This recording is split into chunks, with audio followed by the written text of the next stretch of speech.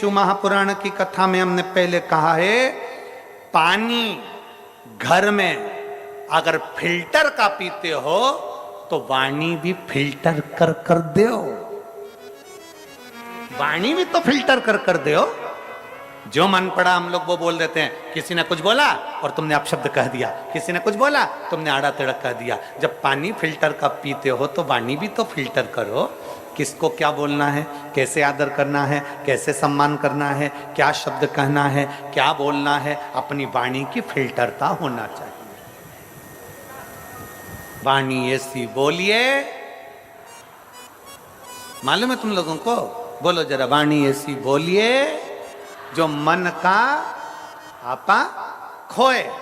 पर आज के जमाने में वाणी ऐसी बोलिए जो तुमसे झगड़ा होए, पर उससे मत बोलिए जो तुमसे तगड़ा होए। जो तुमसे दमदार हो ना उससे आड़ा टेढ़ा मत बोलना, नहीं तो ये कहीं दिया ना दम न हो। एक बार ये जीवान ने दांतों से कह दिया था, मेरे 32 भाई मेरा ध्यान रखा करो, मैं बड़ी छोटी सी कोमल सी जीवान हूं, तुम्हारी बहन हूं, मुझे काट मत देना। 32 दांतों ने कहा, बहन तेरी सौगंध, हम तुझे नहीं काटेंगे, पर बहन तेरे से निवेदन है तू अपने 32 भाइयों का ध्यान रखना, किसी को आड़ी टेढ़ी मत बोल देना, नहीं तो एक ही में 32 की 32 निकल जाएगा। 32 की 32। ये जीवान भारी है। सबसे भारी काम करती है जिह्वा, बोलने में बिल्कुल एक्सपर्ट, एकदम तन्नाट। किसी ने बोला और तुमने जवाब दिया। किसी ने बोला, एक पत्र देखिए,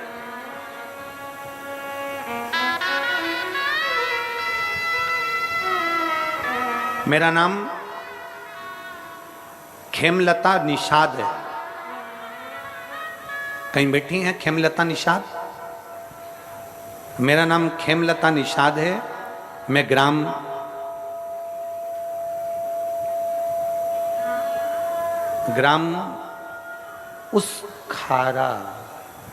उसखारा है क्या है? उसखारा जिला बालोद है। तुम समझ गए ना? हाँ जाने दो तो फिर तो। उसखारा जिला बालोद की रहने वाली हूँ। कहीं बैठी हो तो हाथ हिला सकती हैं, देखिए हैं। हाँ आ जाओ, एक बेलपत्र ले जाना, आ जाइए। उसखारा बालोद की रहने वाली हूँ। मेरा मोबाइल नंबर ये है। सन 2022 में मैं सीहोर रुद्राक्ष महोत्सव में गई थी। एक उम्मीद के साथ गई थी कि मुझे वहाँ रुद्राक्ष मिलेगा और मेरा दुख कटेगा। पर बताऊं क्या, वहां तो लोग अंदर नहीं जाने दे रहे थे, सब लोग जा रहे थे वापिस। लोगों ने कह दिया था कि वहां रुद्राक्ष वितरण नहीं हो रहा है, रुद्राक्ष बंटना बंद हो गया, भगदड़ हो गई, ये हो गया, वो हो गया। सब लोग जाने लगे, मैं भी चली। गुरुजी, मेरा बेटा मुझसे कहता है तू यहां लेकर आई है, ना तो रुद्राक्ष मिला और ना मंदिर के अंदर जाने दिया, क्या फायदा हुआ, टाइम बर्बाद करा। मैं दुखी हो गई। मैंने मंदिर के अंदर तक नहीं गई और मंदिर की चौखट पे से ही एक कंकर उठा लाई, और कंकर उठाकर लाई तो पुलिस वाले मना कर रहे थे, चलो जाओ यहां से, चलो जाओ यहां से। तो हम वहां से कंकर उठाकर लेकर आ गए। रोते रोते हम अपने घर पर आ गए और वापिस हम कुबेर भंडारी के दरवाजे पर नहीं गए। हम बाबा का कंकर लेकर आए और बाबा से कहा, बाबा मैं मेरे बेटे को लेकर आई हूं इसलिए कि इसकी सरकारी नौकरी लग जाए।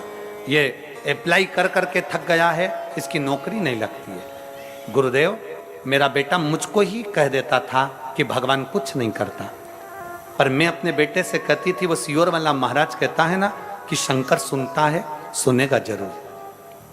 सीहोर वाला महाराज कहता है कि कुबेरेश्वर धाम की धरा से कोई खाली नहीं जा सकता, तो बाबा बुलाएगा जरूर। गुरुजी, हम कंकर उठाकर लेकर आ गए और कंकर लाकर हमने अपने घर में रखकर उसकी पूजन चालू कर दी। मैं अपने बेटे से कहती कि इस पे जल चढ़ा, बेटा नहीं चढ़ाता। एक बार मेरा बेटा जिद पर अड़ गया कि मां अगर तू कहती है कि सियोर वाला महाराज कहता है कि 3 महीने तक शंकर पर जल चढ़ाया गया, शिव जी सुनते जरूर हैं। तो बेटा कहता है एक बार मैं भी एक कंपटीशन एग्जाम देता हूं और शंकर को जल चढ़ाकर देखता हूं, 3 महीने में सुन लेगा तो मैं जान जाऊंगा कि सियोर वाले महाराज का शंकर बाबा भोलेनाथ सुनता है, नहीं तो मैं समझ जाऊंगा कि ये ढोंग और प्रपंच है। मेरे बेटे ने कंकर पर जल चढ़ाना प्रारंभ करा। 3 महीने तक जल चढ़ाने के लिए वो तैयार हुआ और बाबा की ऐसी कृपा हुई कि 1 महीने के अंदर सरकारी हॉस्पिटल में मेरा बेटे की नौकरी लग गई। मैं बाबा को यहाँ धन्यवाद देने के लिए आई हूँ, मैं शिव को प्रणाम करने के लिए आई हूँ।